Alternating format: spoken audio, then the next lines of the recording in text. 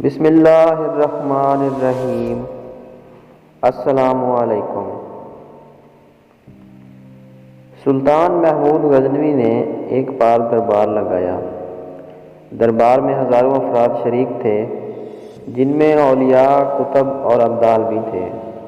سلطان محمود نے سب کو مخاطب کر کے کہا، کوئی شخص مجھے حضرت خضر کی زیارت کرا سکتا ہے؟ سب خاموش رہے۔ دربار میں بیٹھا ایک غریب دیہاتی کھڑا ہوا اور کہا کہ میں زیارت کرا سکتا ہوں۔ سلطان نے شرط پوچھی تو عرض کرنے لگا، 6 ماہ دریا کے کنارے چلہ کاٹنا ہوگا، لیکن میں غریب آدمی ہوں، میرے گھر کا خرچہ آپ کو اٹھانا ہوگا۔ سلطان نے شرط منظور کر لی۔ اس شخص کو چلہ کے لیے بھیج دیا گیا اور گھر کا خرچہ بادشاہ کے ذمہ ہو گیا۔ 6 ماہ گزرنے کے بعد سلطان نے اس شخص کو دوبارہ حاضر کیا اور پوچھا تو دیہاتی کہنے لگا، حضور کچھ وظائف الٹے ہو گئے ہیں، لہذا 6 ماہ مزید لگیں گے۔ مزید 6 ماہ گزرنے کے بعد سلطان محمود نے پھر دربار لگایا اور دربار میں ہزاروں افراد شریک تھے۔ اس شخص کو دربار میں حاضر کیا گیا اور بادشاہ نے پوچھا، میرے کام کا کیا ہوا؟ یہ بات سن کے دیہاتی کہنے لگا، بادشاہ سلامت، کہاں میں گنہگار اور کہاں حضرت خضر علیہ السلام؟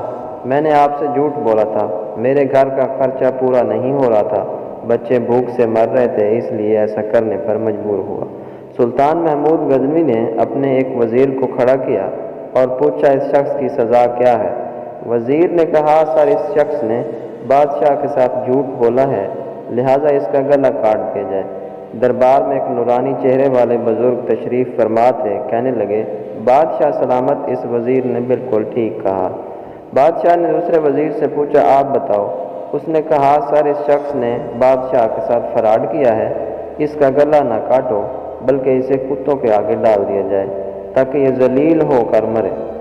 اسے مرنے میں کچھ وقت تو لگے۔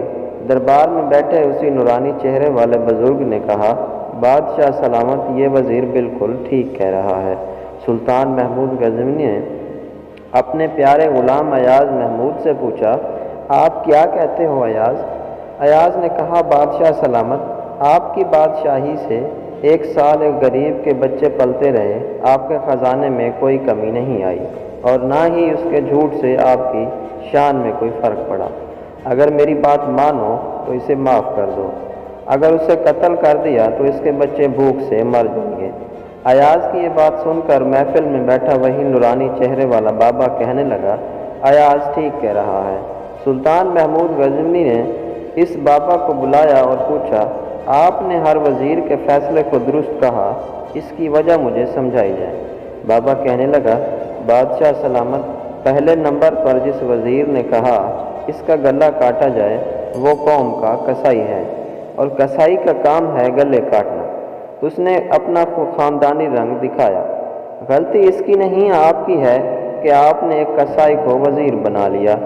دوسرا جس نے کہا اسے کتوں کے آگے ڈالا جائے، اس وزیر کا والد بادشاہوں کے کتے نہلایا کرتا تھا، کتوں سے شکار کھیلتا تھا، اس کا کام ہی کتوں کا شکار ہے، تو اس نے اپنے خاندان کا تعارف کرایا۔